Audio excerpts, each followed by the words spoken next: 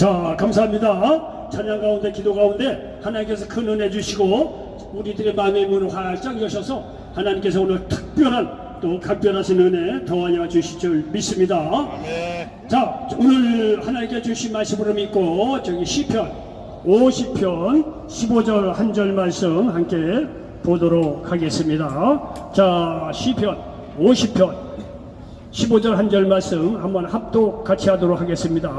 환난 날에 나를 부르라. 내가 너를 건지리니 네가 나를 영화롭게 하리로다. 아멘. 자, 우리 전우자고 계신 분들과 예수님의 이름으로 사랑하고 축복합니다. 인사 좀 나누시기 바랍니다.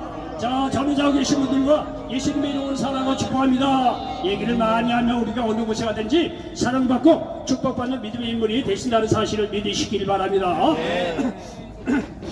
자, 저는 오늘 시편 50편 15절 한 절 말씀을 배경으로 해서 따라서 해보시기 바랍니다. 하나님이 언제 보이는가? 하나님이 언제 보이는가? 예, 하나님이 언제 보이는가? 이런 제목으로 말씀을 전하면서 하나님 은혜가 넘치시기를 예수님의 이름으로 간절히 축원을 드리겠습니다. 제가 여러분에게 한 가지 좀 물어보겠습니다.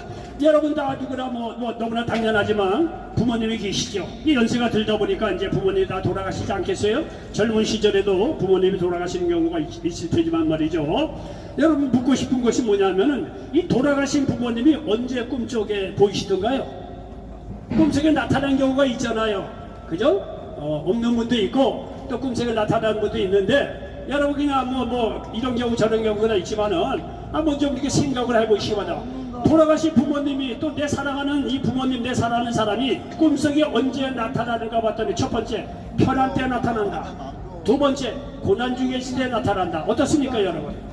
나타나는 경우 고난 중에 나타나죠. 여러분요 이게 먼저 사랑하는 부모님 먼저 떠난 경우 말이죠. 대체적으로 말이죠 꿈속에 나타나는 경우가 있다고 그러는데 대체적으로 보면 다 이 고난 중에 꿈속에 말이죠 부모님이 나타납니다. 편할 때 안 나타나요. 고난 중에 있을 때 꿈속에 부모님이 나타나는 경우가 많이 있다는 겁니다. 여러분요 그와 마찬가지로 여러분은 언제 하나님이 보이시던가요? 여러분의 인생 가운데서 편할 때입니까? 아니면 고난 중에 있을 때입니까? 이거 뭐 예수 믿는 사람들의 보통 이제 질문이 되겠지만 여러분 하나님이 언제 여러분에게 나타나고 보이십니까? 첫 번째 고난 중에, 두 번째 편할 때.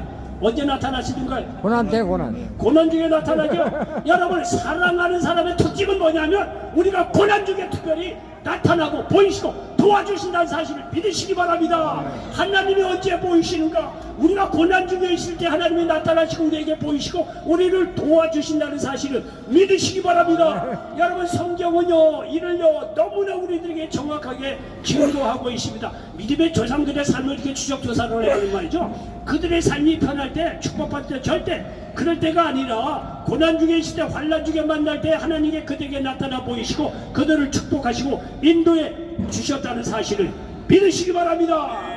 하나님이여 평안 때도 우리가 늘 찬양하고 그렇게 해야 되죠. 그럼 얼마나 좋겠습니까? 근데요 사람이요 그렇게 말해요 100% 영적이고 늘 하나님을 찬양한다? 굉장히 드뭅니다. 근데 보통 사람들은요 믿는 사람들은 다 고난 속에 있을 때 하나님이 말이죠 기도했더니 나타나시고 보이시고 축복하시고 자기를 인도했다고 간증하는 거 보면 100%다 그래요. 아멘. 고난 중에 하나님이 보이시더라 이거예요. 내가 고난 중에 있을 때 하나님께 나타나시더라 이거예요. 하나님께서 나타나셨다 보이셨다 이 얘기는 뭐냐면 하나님께 그냥 나 왔다 간다 너 얼굴 보고 간다 그렇게 간다는 게 아니에요. 하나님이 내게 나타나셨다 하나님께서 내게 보이셨다 이 얘기는 나타났다 보이셨다는 끝나는 것이 아니라 그 이면에는 하나님의 도우심 인도하심 축복이 따라온다는 사실을 믿으시기 바랍니다. 대통령이란 말이죠. 뭐 지위가 높은 사람이 어느 마을에 시찰해도요. 그 뭡니까? 선생님 잘 아시죠? 경호원들. 예? 경호원들 수석원. 아니 무슨 돈 주고 하는 거 있잖아요. 대통령 왔다 가면은요. 금일봉. 예, 금일봉 뭐 갖다 주지 않아요. 세상에 실력 있는 사람도 왔다가 그냥 안 가요. 다 나름대로요. 갔다 오고 난 데는 금일봉을 주든가 뭔가가 있어요. 그럼 여러분 하나님이 우리가 고난 중에 특별히 우리가 나타나서 보이셨다. 이거는요 하나님께서 그 이면에는 내가 축복하고 인도하시고 뭔가 함께 하시겠다고 하는 그러한 보이지 않는 하나님의 조건 어떤 확실한 그런 응답 축복이 있다는 사실을 믿으시기 바랍니다. 여러분이 아브라함을 보시죠. 아브라함은요 본토 친척 아버지 집을 떠나서 맞아 가나안 땅에 정착을 합니다. 그런데 이 가뭄으로 말이죠. 이 가난한 데가 살다 보니까 이제 가뭄이 이제 든 경우가 있습니다. 이 가뭄으로 말이죠. 애굽에 이 아브라함이 내려간 적이 있습니다. 근데 거기서 그의 아내 사라를 애굽의 왕 바로에게 빼앗깁니다. 굉장히요 개인적으로 수치스럽고 너무 고난에 찬 그런 경우가 아니겠습니까? 근데 말이죠.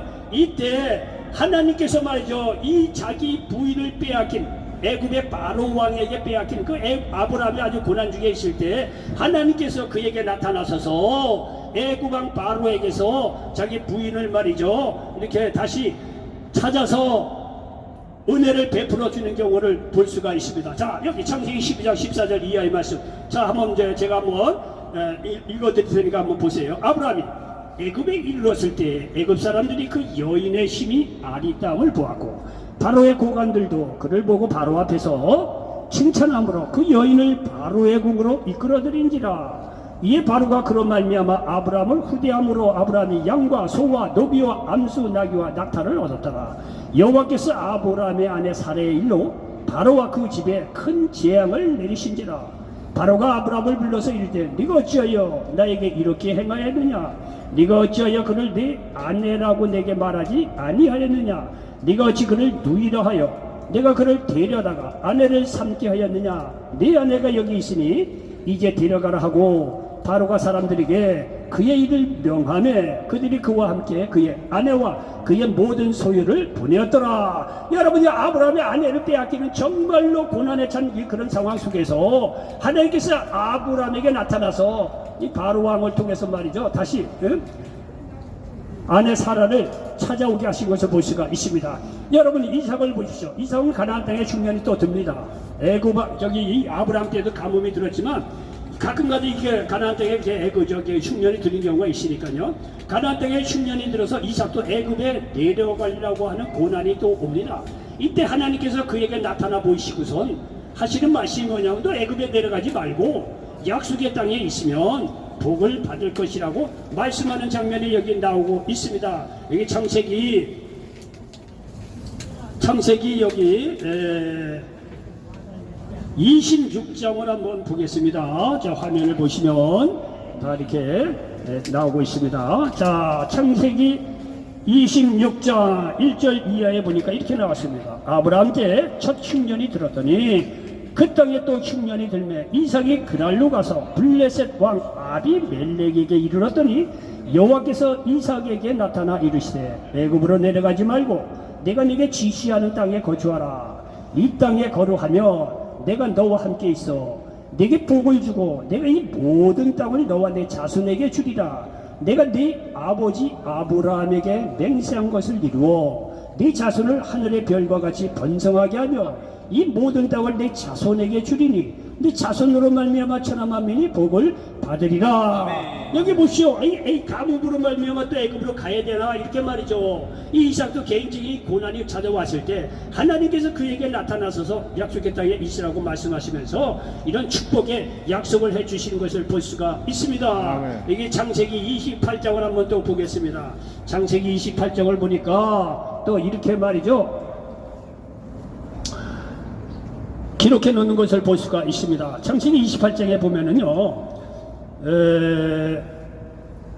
창세기 28장 여기 보면 이제 야곱에 대한 이야기가 나오고 있습니다. 야곱은요 형 에서를 피해서 외삼촌 라반의 집으로 도망갈 때 하나님이 그에게 또 나타나십니다. 그리고 복을 약속하십니다. 창세기 28장 여기 10절 이하의 말씀을 한번 보겠습니다. 이게요 성경이 굉장히 어떤 공통점이 있어요. 고난 중에 하나님이 나타나셔서 복을 준다는 게요 믿음의 조상들의 공통적으로 나타나는 현상이에요.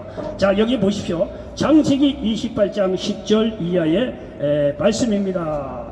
야곱이 말이죠 형 에서를 이제 피해서 외삼촌 라반의 집에 가면서 이제 겪은 일입니다. 자, 28장 10절 야곱이 부엘세바에서 떠나 하란으로 향하여 가더니 한 곳에 이르러는 해가 진지라.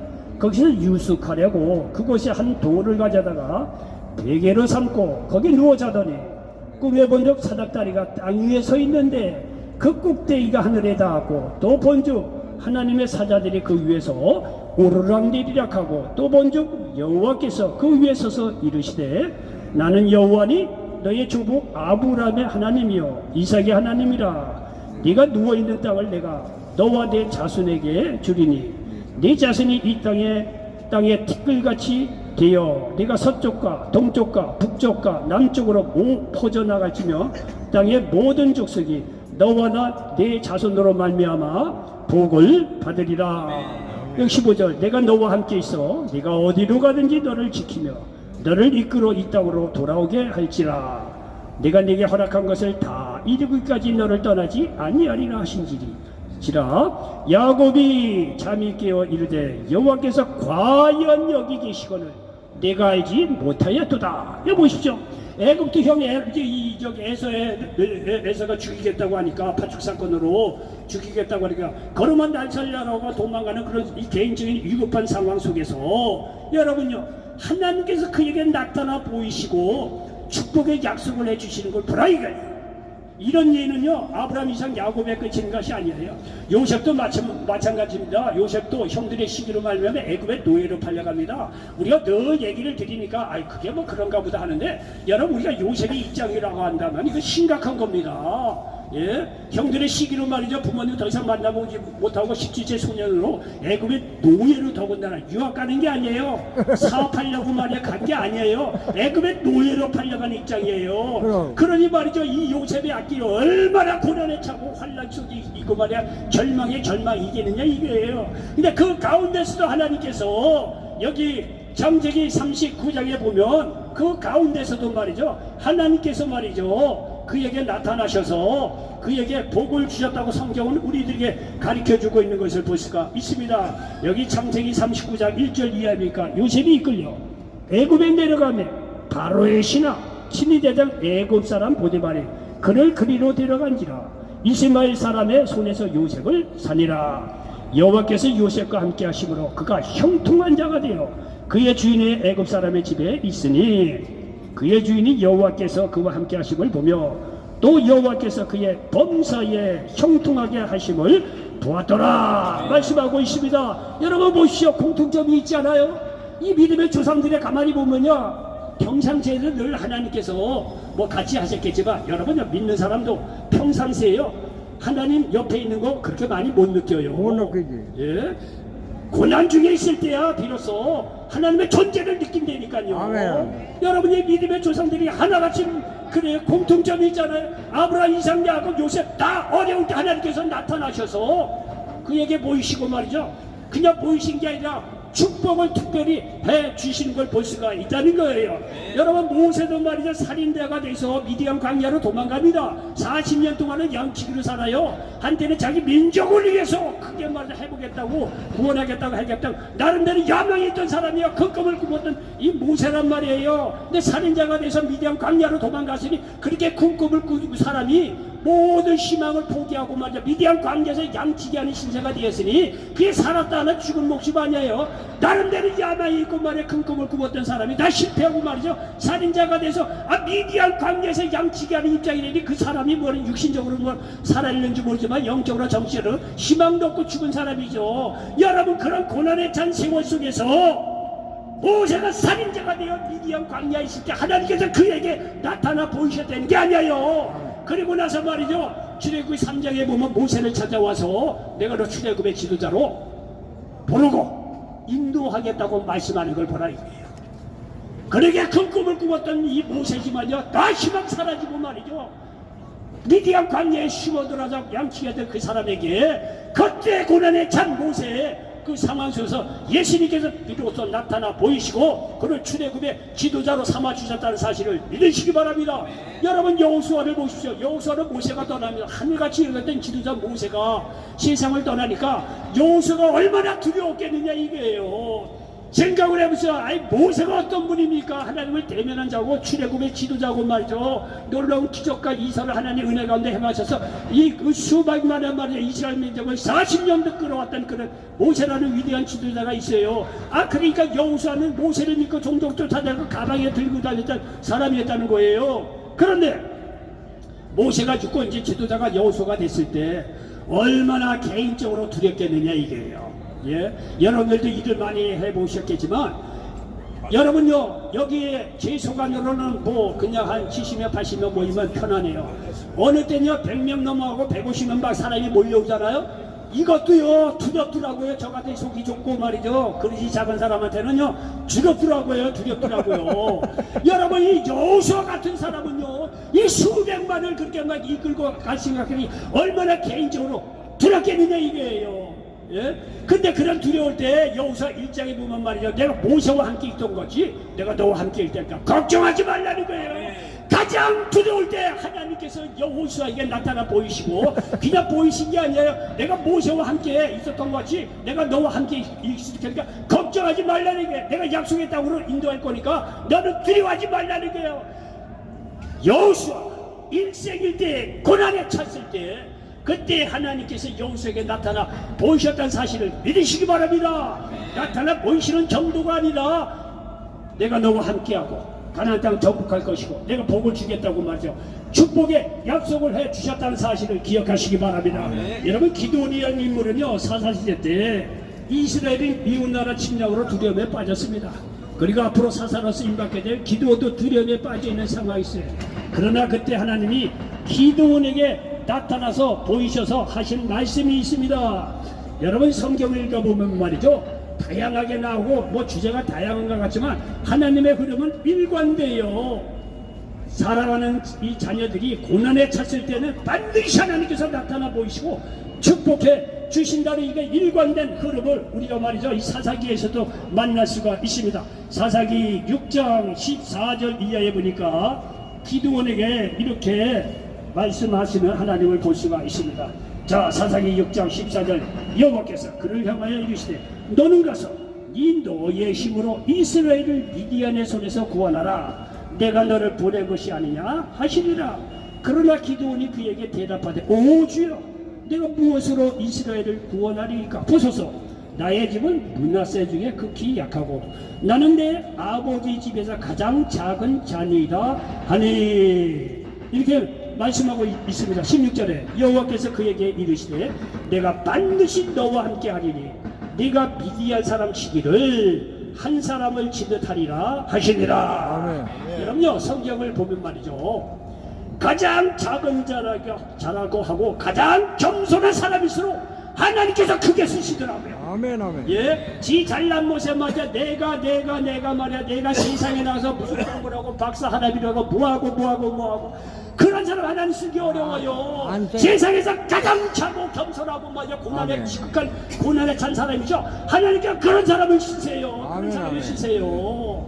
나 어느 집에 갔더니요, 아유 그 사람 말에 상 받고 대통령 사이고 뭐고 상 받은 거 아주 방에 가득하더라고요. 옛날에는요, 그래도 옛날에는요, 아유 대단한 사람이래. 예수 믿고 나니까 말짱 돌아오니까 그런 사람들이 보이지도 않아요. 세상 사람들이 세상에서 아무리 높다고 믿는 사람도 마찬가지예요. 믿으면서 자기가 높고 자기가 잘났다고 한 사람 하나님 절대 안 써요. 절대 안 써요. 100% 안 씁니다. 예, 오히려 말이야 이 세상적 이 믿으면서 정말 이 기도도 마찬가지예요. 내가 가장 작고 내가 할 수 있는 것이 없습니다 라고 하는 사람일수록 하나님께서 더 크게 쓰신다는 사실을 믿으시기 바랍니다. 다 고난에 차서 자기 한계를 느끼고 자기가 작은 자가 됐을 때 하나님께서 그를 찾아오셔서 쓰신다는 사실을 믿으시기 바랍니다. 여러분, 이 얘기를 왜 남 얘기를 이렇게 하느냐면 여러분에게 해당되는 말씀이라는 거예요. 여러분이 고난 중에 있으니까 세상 부귀영화는 떠나서 맞아 가장 말아먹고 사업 말아먹고 맞아 오갈 데 없어서 이런 말에 서울역에서 노숙하는 사람이라고 하더라도 여러분 모르는 일입니다.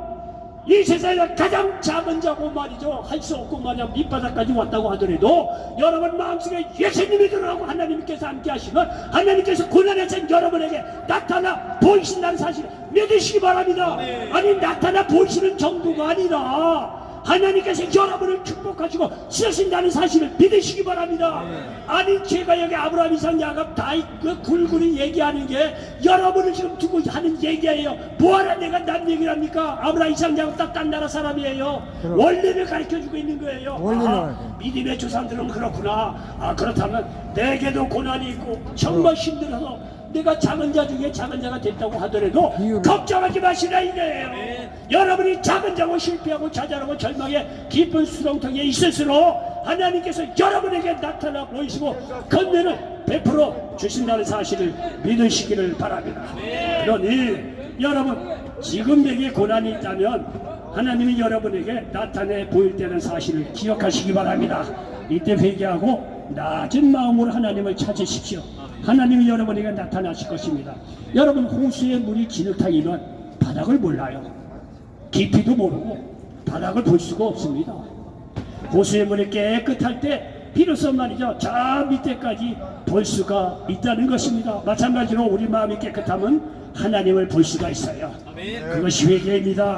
지난날 하나님 없이 살았던 것을 회개하고 깨끗한 마음을 가지시기 바랍니다. 가까이 계신 하나님이 보일 것입니다. 그리고 문제 해결을 위해서 기도하시기 바랍니다. 하나님을 영화롭게 하는 일이 일어나는 것입니다.